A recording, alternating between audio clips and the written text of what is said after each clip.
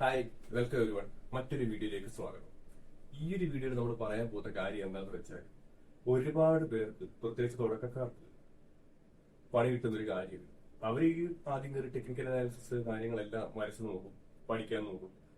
തെറ്റിച്ച് വരയ്ക്കുന്നവർക്കും നന്നായിട്ട് വരയ്ക്കുന്നവർക്കും കിട്ടുന്നൊരു പണിയാണ്.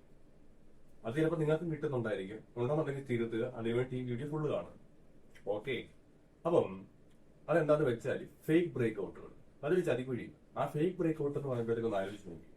നിങ്ങൾക്ക് പല രീതിയിലെ ക്യാപിറ്റലായിരിക്കും. 500 രൂപയായിരിക്കും, 1000 രൂപയായിരിക്കും, ചിലപ്പോൾ 1,00,000 രൂപയായിരിക്കും. പക്ഷേ ഒരു ഫേക്ക് ബ്രേക്ക് ഔട്ട് ചെന്ന് കഴിയുമ്പോഴത്തേക്ക് കിട്ടുന്ന പണി എന്ന് പറയുമ്പോഴത്തേക്ക് നിങ്ങളുടെ ക്യാപിറ്റൽ അവിടെ ബ്ലോക്ക് ആയി പോകും. അതെങ്ങനെയാണെന്ന് ഞാൻ പറഞ്ഞത്.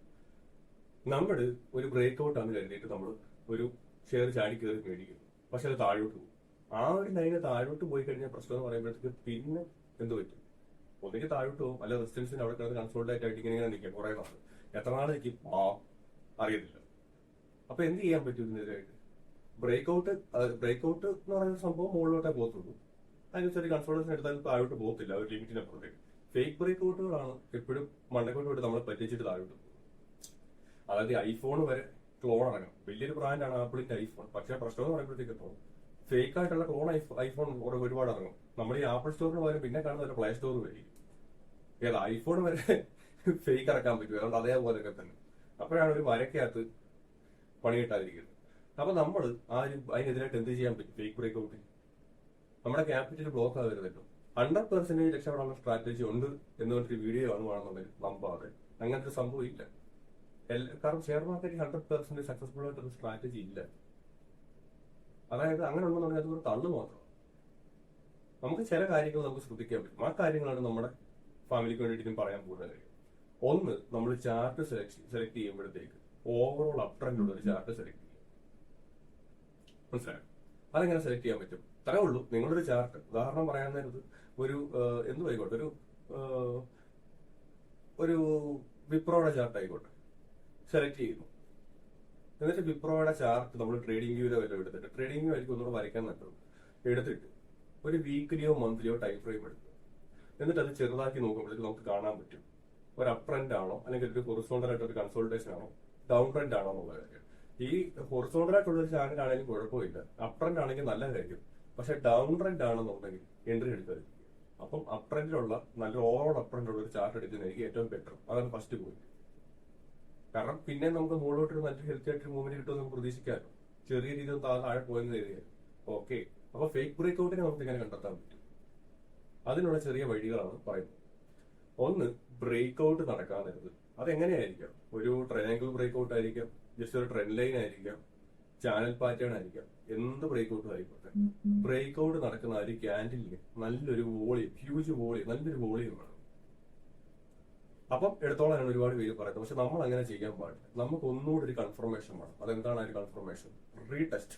അതാണ് സെക്കൻഡ് പോയിന്റും ഏറ്റവും ഇമ്പോർട്ടന്റ് ആയിട്ടുള്ള ഒരു point. First point volume, second retest. അതായത് ഒരു റെസിസ്റ്റൻസ് പോയിന്റ് ബ്രേക്ക് ചെയ്തിട്ട് അവിടെ വന്ന് തട്ടുക. അതായത് അതൊരു സപ്പോർട്ടായിട്ട് പിന്നെ എടുക്കണം. റെസിസ്റ്റൻസ് പിന്നെ സപ്പോർട്ടാക്കി എടുത്താൽ നമുക്ക് ഒന്നുകൂടെ ആ ഒരു ബ്രേക്ക് ഔട്ട് നമുക്ക് കൺഫേം ചെയ്യാൻ പറ്റും. അതിനൊന്നുകൂടെ ഒരു ചാൻസ് കൂടുതലാണ്. പിന്നെ നല്ലൊരു അപ്പ് മൂവ്മെന്റിന് വേണ്ടിയിട്ട് ബ്രേക്ക് ഔട്ട് എടുക്കും. ആ ഒരു സപ്പോർട്ട് ഏരിയയിൽ അല്ലെങ്കിൽ ജസ്റ്റ് ഒരു റിവേഴ്സിൽ വരുന്ന ഒരു സമയത്ത് നമുക്ക് ഒരു എൻട്രി എടുക്കാൻ പറ്റും. മനസ്സിലായോ? ഈ രണ്ട് കാര്യങ്ങൾ ചെയ്യുമ്പോഴത്തേക്ക് തന്നെ അത്യാവശ്യം വലിയൊരു പ്രശ്നത്തിൽ നിന്നല്ല നമുക്ക് മാറി നിൽക്കാൻ പറ്റും. മനസ്സിലായോ? അതായത് ഇത്രയേ ഉള്ളൂ. ഒന്ന്, നല്ല ഓവറോൾ ഒരു അപ്പുറത്തുള്ള ചാർട്ട് എടുക്കുക. രണ്ട്, നല്ല വോളിയം കൺഫർമേഷനോട് കൂടിയുള്ള എൻട്രി വേണം. നിങ്ങൾക്ക് പല ചാർട്ടും വരച്ച് നോക്കാൻ നേരം ബ്രേക്ക് ഔട്ട് ആണെന്ന് ഏരിയ ഒന്ന് വരച്ച് നോക്കാൻ നിങ്ങൾക്ക് തന്നെ മനസ്സിലാവും. ഞാൻ ചില ഫോട്ടോസ് ഞാൻ മുകളിൽ കൊടുത്തിട്ടുണ്ടല്ലോ. പിന്നെ അതെല്ലാം കാണുമ്പോഴത്തേക്ക് നിങ്ങൾ ചാർട്ട് ഒന്ന് വരച്ച് നോക്കുമ്പോഴത്തേക്ക് നിങ്ങൾക്ക് അത് മനസ്സിലാവും. ഒന്ന്, ഓവറോൾ അപ് ട്രെൻഡ് ശ്രദ്ധിക്കുക. രണ്ട്, വോളിയം. മൂന്ന്, retest. Break out and retest. അത് one of the most important ആയിട്ടുള്ള ഒരു കാര്യമാണ്. അത് എപ്പോഴും ശ്രദ്ധിക്കണം. പിന്നുള്ള കാര്യം എന്ന് പറയുമ്പോഴേക്ക് എന്നാ ബ്രേക്ക് ഔട്ട്, എന്നാ റീടെസ്റ്റ് വേണമെന്ന് പറഞ്ഞാൽ സ്റ്റോപ്പ് ലോസ് മസ്റ്റാണ്. റിസ്ക് മാനേജ് ചെയ്യണം. സ്റ്റോപ്പ് ലോസ് നിങ്ങൾക്ക് പറ്റുന്ന ഒരു ലോജിക്കലായിട്ടുള്ള സ്റ്റോപ്പ് ലോസ് മസ്റ്റായിട്ട് വെച്ചിരിക്കണം. ഇല്ലെന്നുണ്ടെങ്കിൽ എത്ര നാൾ നിങ്ങളുടെ ക്യാപിറ്റൽ കിടക്കും നമുക്ക് പറയാൻ പറ്റത്തില്ല. ആ സ്റ്റോപ്പ് ലോസ് അടിക്കുന്ന നമ്പർ എന്തായാലും കിടന്നോട്ടെ, കുഴപ്പമില്ല. നമുക്ക് എന്തായാലും അത് കടം മേടിച്ചിട്ടുള്ള പൈസ ഒന്നും വല്ല കിടന്നോട്ടെ. നമ്മുടെ ഫാമിലിയിലുള്ള ആരും കടം മേടിച്ചിട്ട് ഒന്നും നമ്മൾ ട്രേഡ് ചെയ്യാൻ പോകുന്നില്ല.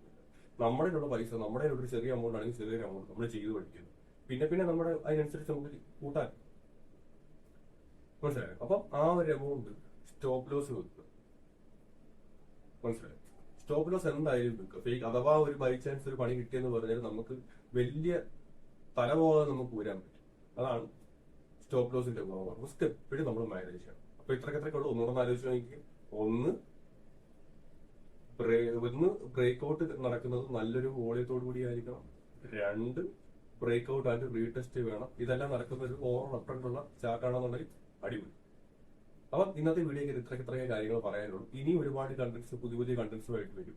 നിങ്ങൾക്ക് നല്ല രീതിയിൽ നോളജ് കൂടട്ടെ എന്നുള്ള വിശ്വാസം കൂടിയാണ് ഈ ചാനൽ നമ്മൾ തുടങ്ങിയിരിക്കുന്നത്. അപ്പം എല്ലാവർക്കും വീഡിയോ ഇഷ്ടപ്പെട്ടെന്ന് കരുതുന്നു. ഇത്ര നേരം വീഡിയോ കണ്ട എല്ലാവർക്കും നന്ദി. അടുത്തൊരു വീഡിയോയിൽ വീണ്ടും കാണാം. Thank you.